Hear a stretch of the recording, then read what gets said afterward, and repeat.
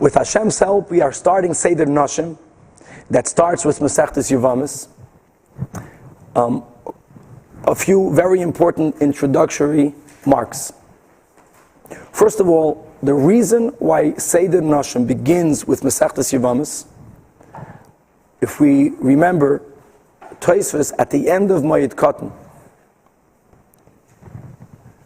made a comment explaining why the Mishnah concluded the end of Moed Katan on a happier note by saying that we don't want to conclude the whole Seder of Moed with dinim of Avelus, with something sad.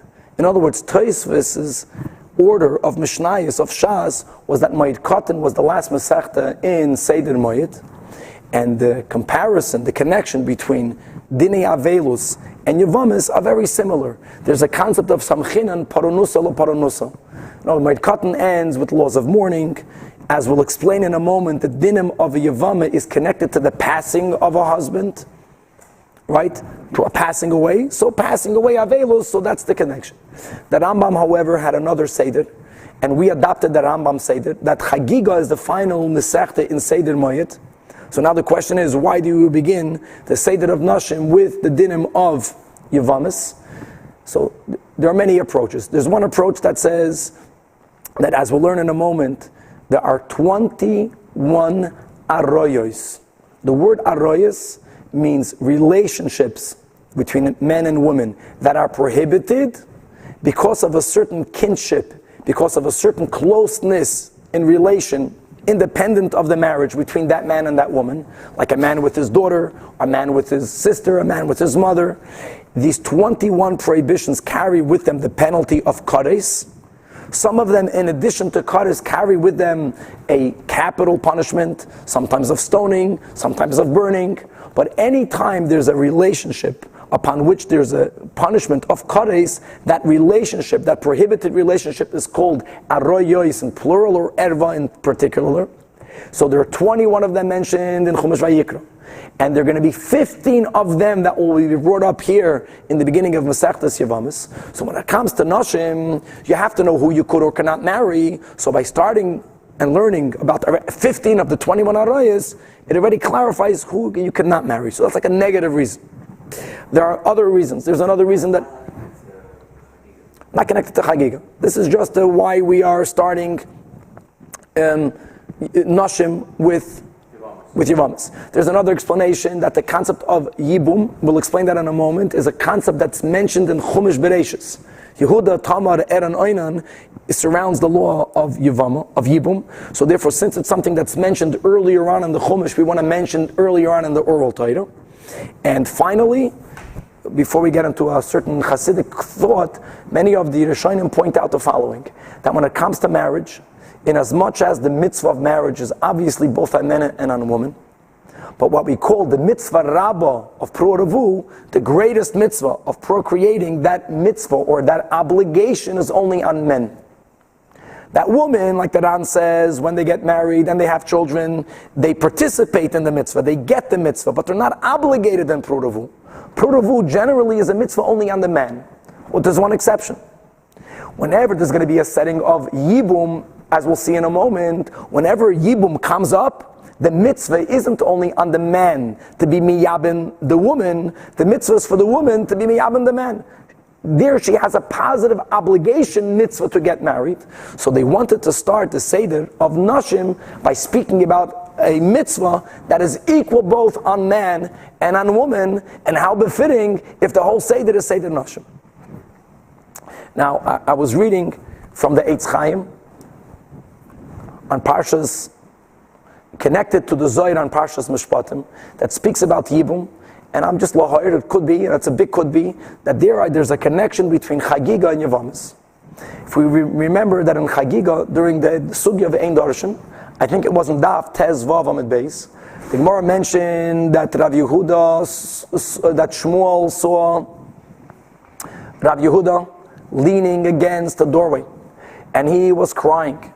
And he was quoting a pasuk, Aye Seifed and Aye Sheikel, and he started to lament the fact that there's a diminution in wisdom, in godly wisdom amongst the scholars, and we don't have people that that are called Seifrim or Sheiklim, and then we mentioned the concept of people who knew halachas regarding the Migdal HaPareach Ba'avir. And the Gemara explained that was in reference to Doeg and Achitophel, who they were proficient in the 300 questions on Migdal HaPareach Ba'avir. Rashi there, we mentioned the first statement of Rashi when we were learning here together, that Migdal Pareach Ba'avir is a reference to the letter Lamed. That Lamed is a Chaf and a Vav on top of it, and the Chaf has to be leaning to the left, and there's up 300 halachas that can be learned from it, or 300 questions on it. But there are many other interpretations when it comes to Migdal HaPareach Ba'avir. The Zohar in Parshas Mishpatim says that Migdal HaPareach Ba'avir is in reference to the laws of Yibum. And I'll speak about the laws of Yibum, and then we'll close this connection between Yibum and this idea of Migdal HaPareach Ba'avir. When a man is married to a woman, and the man dies childless, a very key concept to remember is that the man needs to be childless when he dies. Meaning, if the man is married to a woman, and he had children, but the children passed away before he did. It can even be a case that a man had children and the children had grandchildren. If they all passed away before the man did, in other words, the key is that when he died, he has no offsprings, neither children nor grandchildren. Then, if he left a brother or brothers, they have a mitzvah to marry the widow. One of the 21 arroyas is a man not being allowed to marry his brother's wife. This erva, this prohibited relation, is suspended, or suspended in Hebrew would be dechuya, or according to other opinions, it's completely permissible, it's untied altogether, it's hutra, that in the case of a man dying childless, when he's passed away, there's no offsprings, he has no offsprings, even if she has. And even if he had, but now he left the world without any offsprings, so there is a mitzvah called Yibum. Yibum is the name of the marriage between the widow and one of the brothers of the deceased. That's called the mitzvah of Yibum. She is the brother's wife. It's suspended in this case. The mitzvah of Yibum only goes to brothers that are brothers paternally, not to maternal mothers.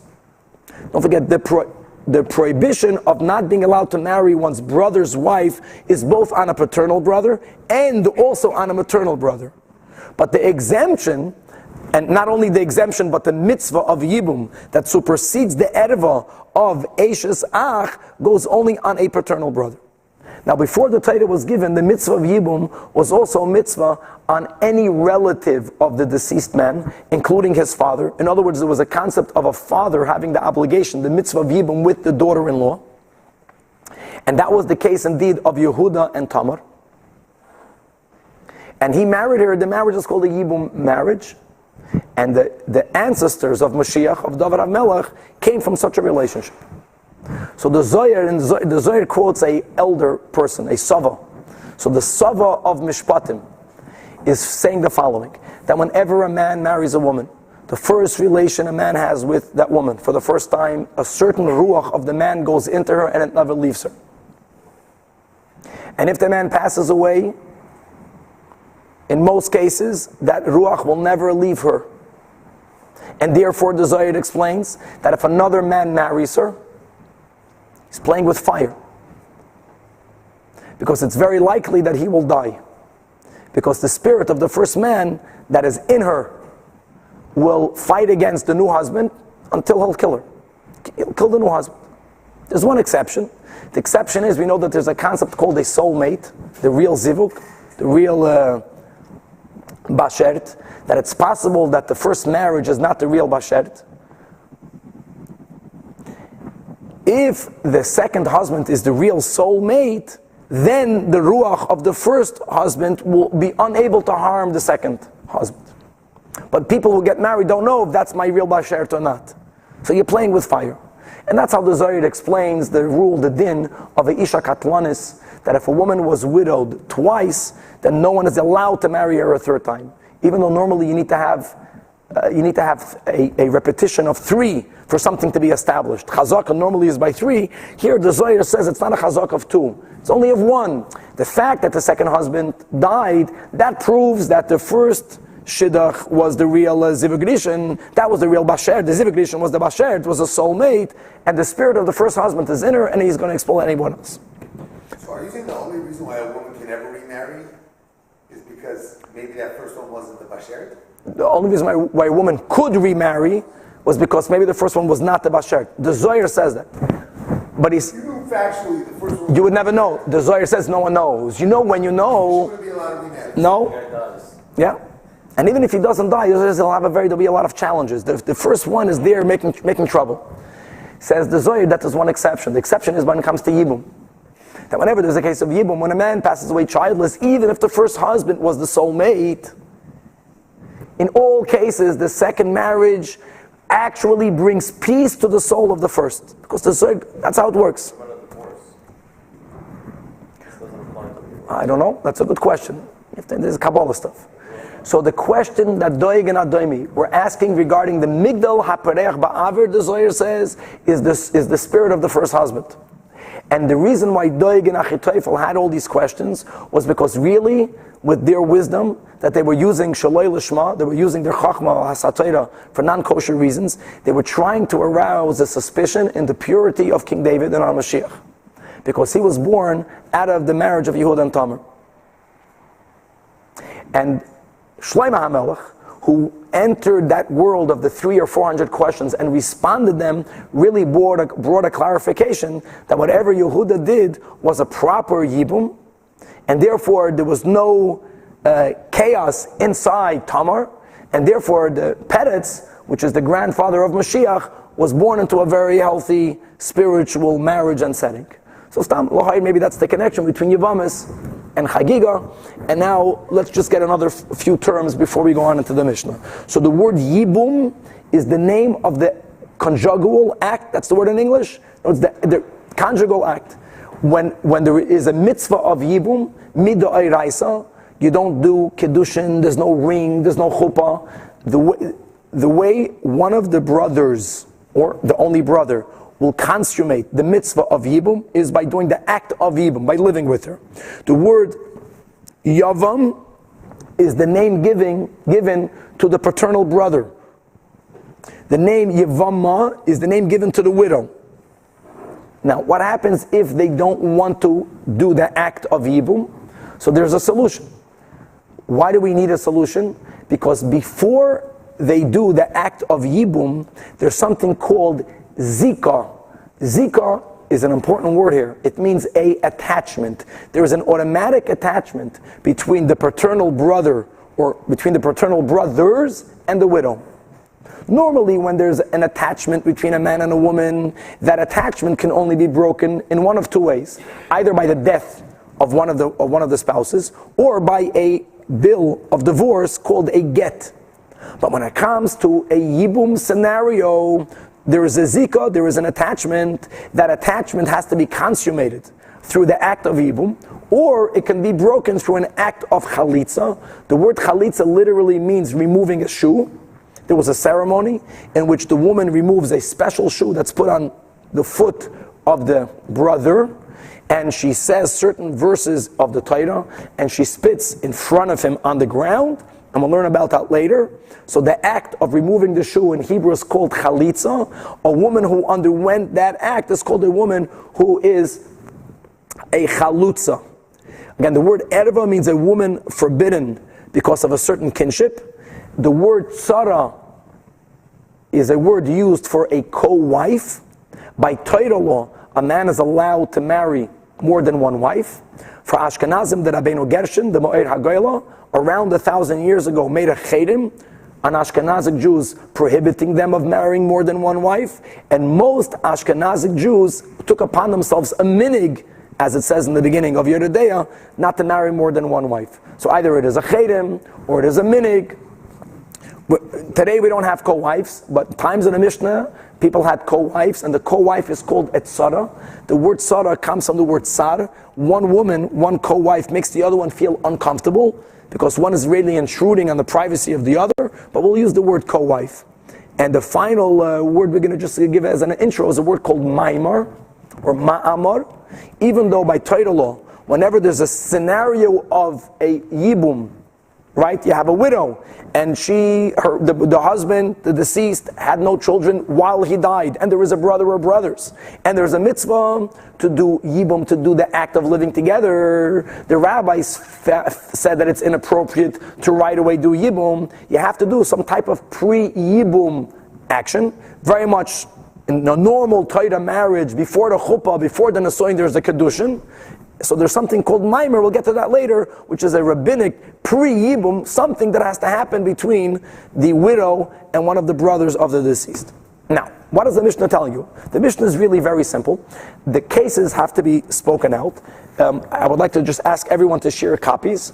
And for the web audience, Baruch Hashem, like we mentioned, you have the first Rabbi Steinsaltz, who interpreted the Talmud. And you should get the credit for being the first. And you have the Art Scroll, and you have the Mesifta, and you have so many other fantastic Gemaras that make illustrations or pictures. Everyone should use the pictures that they have, but it will really facilitate for the listener to have some sefer that has illustrations on most of the cases, because it's not difficult subjects to grasp, because it's very deep, but it's simply a little bit, it's like the geography is complicated.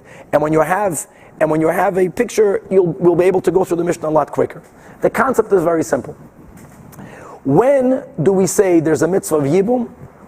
Only if the brother is allowed to be with this widow, with the exception of the fact that she is the wife of the brother, which is suspended or completely erased for the mitzvah of yibum.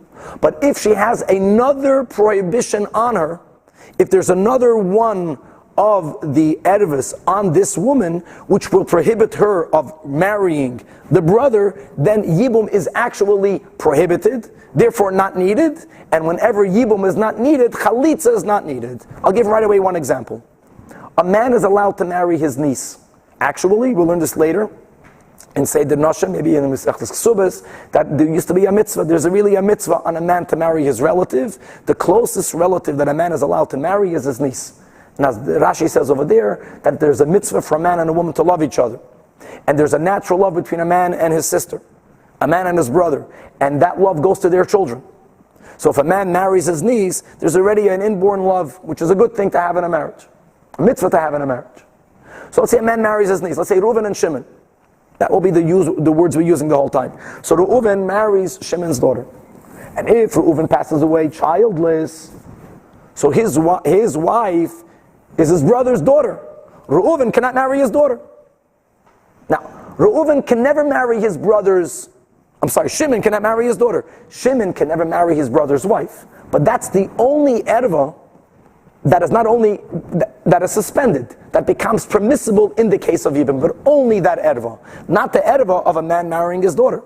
So since he's not allowed to marry his daughter, there's no mitzvah of yibum, and there's no obligation for chalitza. Okay, clear? Yes? The term tzara means like a secondary wife, or? Yeah, now 1 second. Now what's the case of a tzara? Let's go with Reuven and Shimon. So Shimon married Reuven's daughter. No, let's think, what was my case? That Reuven married Shimon's daughter. And he married another wife. Reuven had a co-wife, had a tzara. The tzara is not Shimon's daughter. Now Reuven passes away, being that Shimon is not allowed to marry one of his wives, which is his daughter. The mitzvah of yibum is not to marry all the wives. The mitzvah of yibum is only to marry one of the wives, by one of the brothers. But since he cannot choose between them because he cannot marry his daughter, so not only is there no mitzvah of yibum on the daughter, there's no mitzvah of yibum on the daughter's tzara, on the co-wife. And now let's take it a step further. After taking a step, yes. So whenever there's an exemption of yibum, because the woman is an erva, and the Mishnah points out that from the 21 arroyos, there's a possibility. Look at this, that Reuven, a brother, is married to a woman that can be prohibited based on 15 of the 21 arroyos to Shimon. It's amazing. Reuven and Shimon. Reuven is married to a woman. That wife is a kosher wife to Reuven, And it's possible that she will be one or more of the 15 arroyas. There's only 21 arroyas. So there are 15 of the 21 arroyas that Reuven's wife can be to Shimon. So there's going to be these 15 cases where when Reuven passes away, there's no mitzvah of Yibum on Shimon. Why not? Because she's an erva to Shimon. Which erva? In one of 15, I gave an example of a father and a daughter. The Mishnah is going to give you 15 cases. We'll work out those cases. Not only is Shimon exempt from doing Yibum and Chalitza to the erva, to the tzara as well. Now look in the first picture we have. Let's go to a case where Reuven, Shimon, and Levi. So look at this. Reuven is married to Rachel. Look at the case. Rachel is Shimon's daughter. And Reuven is also married to Leah, who's the tzara of Rachel. Good. Now, Reuven passes away. So what did we say? We said that Reuven had two brothers. Reuven has Shimon and Levi. Shimon is exempt from Yibam and Chalitza. Not only is he exempt to Rachel because Rachel is his erva, he's also exempt to Leah. That exemption only goes to Shimon, because Shimon cannot marry his daughter. But what about Levi? Levi is obligated to do Yibum. So let's say Levi went ahead and he didn't choose Rachel.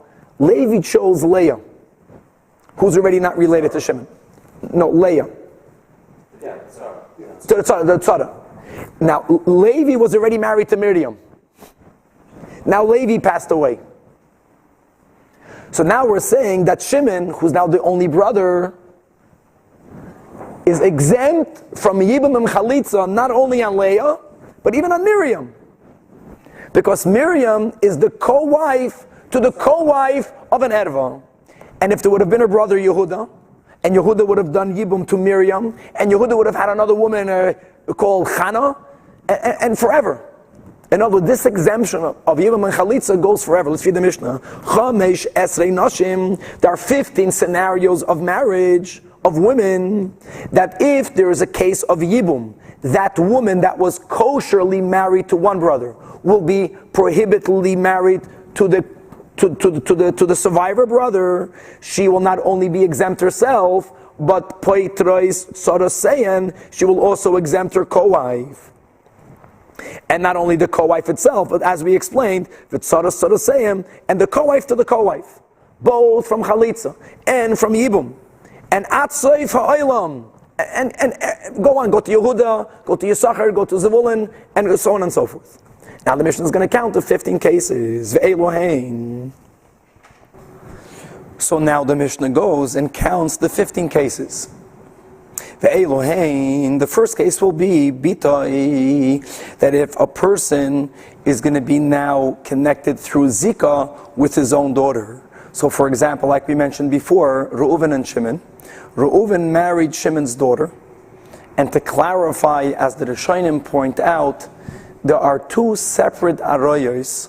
One is a man cannot marry his wife's daughter, whether he fathered that daughter or not. The fact that she is the wife's daughter, that makes her prohibited on him as an erva. That's the daughter, that's the granddaughter from the son side, or a granddaughter from the daughter side. But here the Mishnah begins with a man fathering a daughter out of wedlock. So here the Isser of erva is not because it is his wife's daughter, but it is his daughter. So Reuven marries Shimon's daughter. Reuven passes away childless, so therefore normally the daughter, the wife, would fall to Yibum, to the brother, to Shimon, but Shimon cannot marry her, he cannot marry Reuven's wife because she is his daughter. Case number two, if the same is Reuven married Bas Bitoy, the daughter of Shimon's daughter, or if Reuven married the daughter of Shimon's son. In these three cases, she is also because of the erva of Bitoy. And likewise, case 5, 4, 5, and 6, Bas Ishtoi, same thing, that Shimon is married to a woman, and she has a daughter, whether Shimon is the father or not. And Reuven, Shimon's brother, married Shimon's wife's daughter, or Shimon's wife's Bas Benah, the granddaughter through the son side, or the granddaughter Bas Bita through the daughter side. In all of these 6 cases, if Reuven passes away, Shimon is not allowed to do Yibum because she has the erva of Bitoy. She is his or his wife's daughter. Case number 7 will be the case of Chamoisai. The case of Chamoisai will be that a person, Reuven, is married and his mother-in-law got, let's say, divorced, or his mother-in-law's husband, in other words, his father-in-law passed away. So now his mother-in-law goes and marries Reuven's brother, which is Shimon. If Shimon passes away, who's falling for Yibum? His mother-in-law. And a mother-in-law is a erva. And likewise, if it is not the mother-in-law, but if it is the mother of the mother-in-law, which is the 8th case, ve'eim chamoisai, or in the 9th case, if it is the mother of the father-in-law, again, that she got divorced or she became a widow, and she ended up marrying his brother, and now their brother passed away. Case number 10 is achoisai me'imai. What's the case of achoisai me'imai? It's like this. Shimon has parents, a father and a mother. Now Shimon's father was previously married to another woman, and they had a child called Reuven. So Reuven is Shimon's brother through the paternal side. Shimon's mother was previously married to another man, and they fathered together a woman called Sarah. Sarah and Reuven are not related. They don't share not a father nor mother in common. So Reuven married Sarah. Now if Reuven passes away, Reuven is Shimon's brother paternally. And therefore you would normally have the case of Yibum, but here Shimon is not allowed to do Yibum with this girl Sarah. Why not? Because Sarah is Shimon's sister through the mother's side. Case number 11, if you have Achois Imai, what will be the case to Achois Imai? Again, we're using the pictures we have here, but we encourage the web audience to have, through all of the beautiful Gemaras, various diagrams which will help them follow it easier. The case of Achois Imai will be as following. You have Yaakov. Yaakov is married to 2 wives. He's married to Chana and married to Rachel. Yaakov with Rachel fathered Reuven. Yaakov with the other wife Chana fathered Shimon. Now Reuven is allowed to marry Yaakov's other wife's sister, which he did. So Reuven marries his father's other wife's sister. Now, so Yaakov and Rachel have Reuven. Reuven now passes away, so he has a paternal brother called Shimon. Shimon is not allowed to marry his Reuven's widow. Why not? Because she is the sister of his mother, which is another erva. Case number 12, va'achois ishtoi.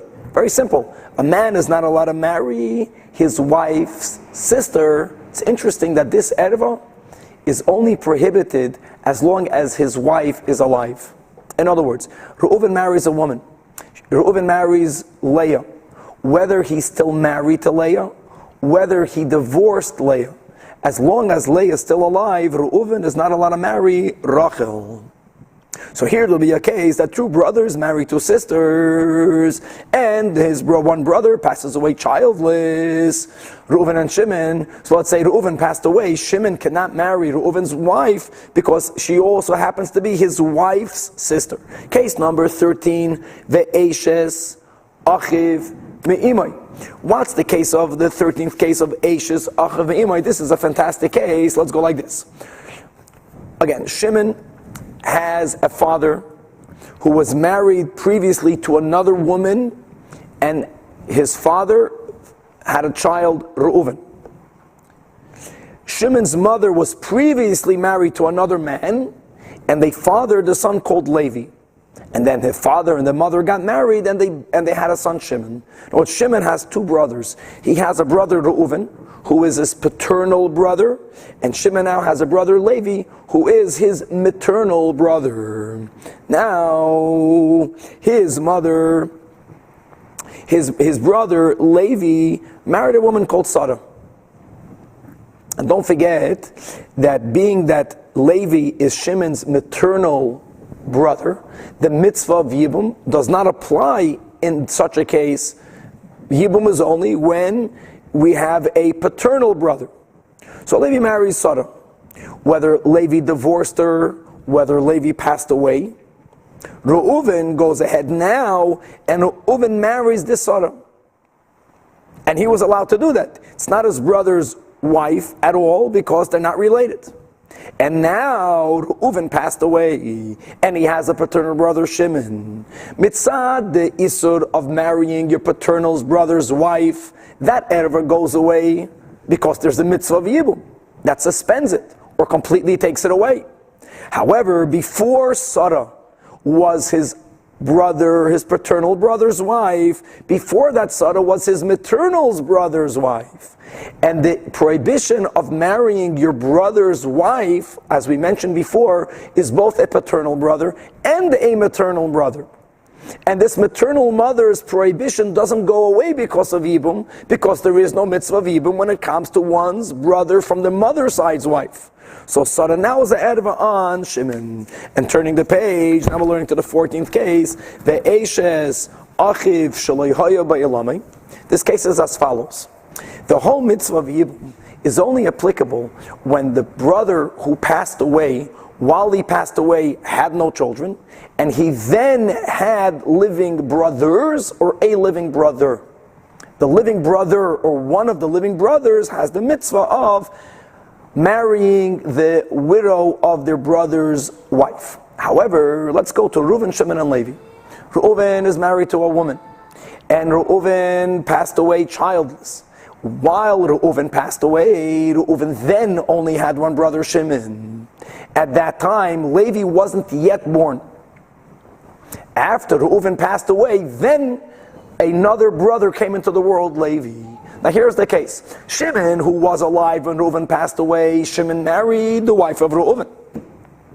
And now Shimon passed away. Now that Shimon passed away, Levi is not allowed to marry Shimon's wife, even though mitzat Shimon, since Levi and Shimon are contemporaries, the mitzvah of Yibum should have applied. But being that Shimon's wife was also in the past Reuven's wife, and when Reuven passed away, Levi wasn't born yet, so that prohibition of marrying the brother's wife still stands, Gavaldik, so he's not allowed to marry her.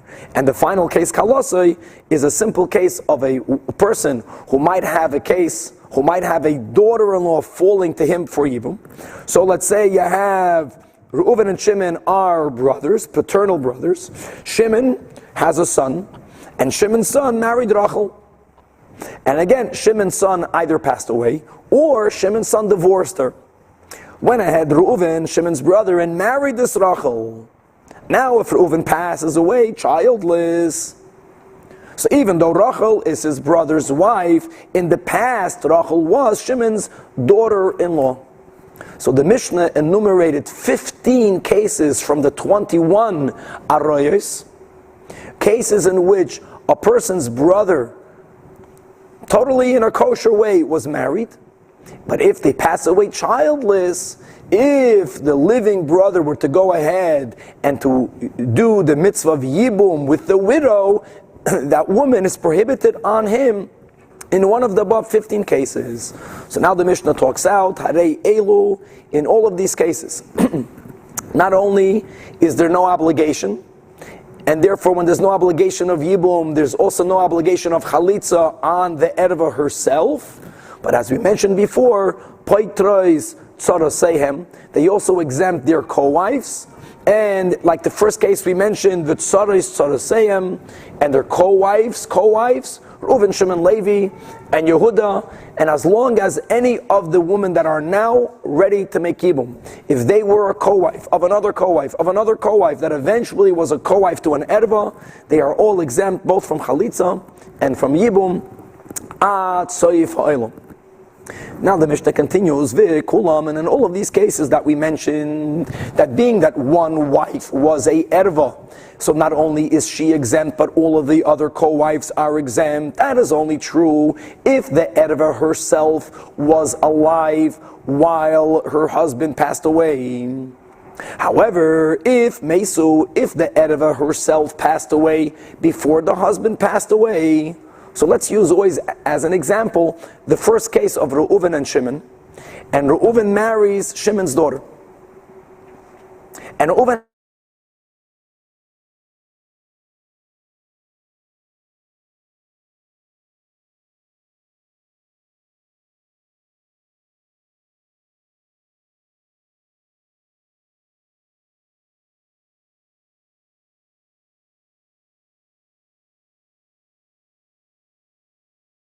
wife that is not an erva to Shimon, or im oimianu, or if the woman that might become an erva was disconnected from her brother, was disconnected from her husband through miyun. What is the case of miyun? Let's use the case of miyun when there's a case of a daughter. The word miyun means to refuse marriage, and miyun applies in the following. By the Torah law, a man has the right to marry off his daughter to another person before she becomes a na'ara, before she enters into her adulthood. A woman becomes a na'ara, which is the first stage of adulthood when she is 12 years old, and she begins to develop body hairs, actually 2 pubic hairs. Before that, she's called a ketana, a minor, and as we mentioned, the Torah gives her father the right to marry her off. The Gemara later is going to explain why would a father do that, but we'll get to that later. If he married her off, that marriage is a full-fledged Torah marriage, and if they want to separate, so their separation has to be done the way any other marriage gets separated, and that will be either through the death of one of the spouses or through a divorce document. However, you have the following 2 cases where there is a marriage on a minor, but it's only a rabbinic marriage. And that is when the father passes away while the daughter is still a minor. Then the Chachamim, the rabbis, gave the power or the right to her mother or to her older brother to marry her off if needed. That's only a rabbinic marriage. And the other case will be if the father who's still living married off the daughter before she was an adult, before she was a nara, but she did not want to stay in the marriage and she got a get, or she became a widow. So now that he already married her off once, the father mid'oraisa by Torah law doesn't have any more rights to marry her off again to someone else. However, the Chachamim again gave this father still the power to marry her off to someone else. But when it comes to this rabbinic marriage, if the girl, the minor, doesn't want to remain married to that man, she doesn't need a get. She needs to go in front of 2 kosher witnesses and declare miyun, I refuse to be with him. And that declaration retroactively nullifies the marriage. Again, more details later in the Gemara. So says the Mishnah that if this girl, who is an erva now to the brother of her husband, if she was separated from her first husband through miyun, or the third case, or if she got divorced, or the fourth case, if a woman, let's go Shimon and Reuven. Reuven marries Shimon's daughter. But Shimon's daughter turns out to be a ailonis, a woman who was unable to mother children. The word ailonis comes from the root word ayol, which means a male ram. There are certain body signs which say that she will be unable to, she won't be able to have children. So we will see later that in some cases a man can say that now that I found out that my wife is unable to bear children, that the marriage is a mekachtos, it's a mistaken marriage, because I only married her in order to have children, and in certain cases, retroactively the marriage is nullified. So if there is a case in which Shimon's daughter turns out to be an ailonis, which means that retroactively she was never really married to Reuven, to Shimon's brother, which means that there wasn't really a co-wife, which means really Reuven only has one wife when he passed away, and that wife is not an erva to Shimon. So in all cases, tzarasein mutarais. So then Shimon now has to marry or has to perform chalitza with his brother's other wife that is not his erva. And now the Mishnah says that when it comes to islandness, and being that we applied it to all of the 15 cases, so now the Mishnah has to clarify that it cannot go to all of the 15 cases. A woman cannot be an islandess if she is his mother-in-law. In other words, once a woman has children, it means she's not an islandess. So therefore you have to exclude this from the mother-in-law case, or from the mother of the mother-in-law, or from the mother of the father-in-law, or of a case of a woman who did miyun, because a woman who has children is already considered an adult. And once a person is an adult, there is no more miyun, there is no more retroactive nullification, only get. Now the Mishnah continues. Pasha, the Mishnah is going to articulate how does these 15 cases exempt their co-wives. That if one's daughter or achas mikol ho'arayis ho'elu, or any other of the 14, total 15 cases enumerated above, if they were married to his brother, if they were married to Shimon's brother Reuven, and Veloyan to Reuven, Isha Cheres, Reuven had another wife, Umeis, and Reuven dies childless. So Keshem Shebita Ptura, just like Shimon is exempt from doing Yibum because he's not allowed to do Yibum to his own daughter, now explains the Mishnah the Tzara of Tzaraseyan, that whole Chatzaras Bitoi. So when along the Reuven's not Shimon's daughter, Reuven's other wife, and she went ahead and she married Levi. And Allah Vasheni, and Levi then was already married to another woman. Let's say let's call her Miriam. And now Levi passes away, and Shimon is still alive. So even Miriam does not fall to Yibum to Shimon, because Miriam, is the co-wife of a co-wife that's prohibited to Shimon. Umeis, kishem shetzaras bite betura, kach tzaras patura, and this goes down even even to 100 brothers. Now the Mishnah continues, now explaining the exception, that if the erva died, which means tzara say him mutarais, so then the tzara of the erva now will be permitted, and therefore will be obligated to perform yibum with the living brother. That and Shimon had a daughter married to Reuven, and Veloy and Reuven had another wife. However, if before Reuven passes away, Mesa Bitoi, the Shimon's daughter passed away, or she got divorced, or any other of the tzares, and Vacharkach Meis Achiv, and then Reuven passes away, then Tzarasa Muteres. So then Reuven's other wife, which is now the only wife, or at least not a co-wife to a erva, now you have the mitzvah of Yibum. Now the Mishnah is going to say the following halacha. Any young girl who was still a minor, and therefore, as we explained before, she was able to perform miyun, even though she did not perform miyun. If her husband passes away, tzarasa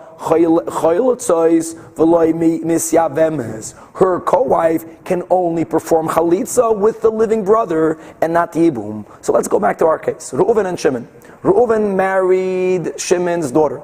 But we're speaking here about a case that Shimon's daughter was not yet a na'ara, which means that Shimon married her to his brother through the Torah power of marrying your minor daughter. However, I'm sorry, let's take that back. We're speaking about a case where Shimon's daughter was married once, and then that husband passed away. So Shimon Mid'Oraisa lost his right to marry his daughter. However, the Chachamim gave Shimon the right to marry her again. But being that this marriage is only a rabbinic marriage, if she wants to decline, to refuse to stay in the marriage, she has that power. Now, she didn't do that. So we have now, Reuven is married to Shimon's daughter, but it is only a rabbinic marriage. And aside of Shimon's daughter, Reuven has another wife. Let's call the other wife here Miriam. And now Reuven passes away. So here the Mishnah points out something very interesting. We cannot say that there is no mitzvah of Yibum nor Chalitza on Shimon, because Shimon cannot marry his daughter, and the daughter is Reuven's wife, and Erva, by Torah law, in this case, wherever there's a possibility of miyun, meaning we're speaking about a case where Reuven is married to his daughter only midrabanan. Midai Raisa, Reuven is not married to Shimon's daughter, because Shimon did not have the right to marry his daughter off twice. Which really means that Midai Raisa, Reuven only has one wife, Miriam. Miriam is not related to Shimon, and therefore there is a chiyuv for Shimon to do Yibum with Miriam. Midai Raisa. But on the other hand, we cannot ignore the rabbinic halacha. Midrabanan, Reuven was married to Shimon's daughter, and she is midrabanan connected to Shimon through the din of Yibum, but she's an erva. So the Chachamim say in the Mishnah, Yibum cannot be performed. Cannot even be performed on Miriam, because midrabanan Miriam is a tzara to an erva on Shimon. However, being that midai raisa, there is an obligation for Shimon to do Yibum or Chalitza with Miriam. Midai Raisa, there is no erva here, so Yibum not, but let Shimon at least do Chalitza with Miriam. That is the final case of the Mishnah, and in Eretz Hashem tomorrow we will continue with the Gemara.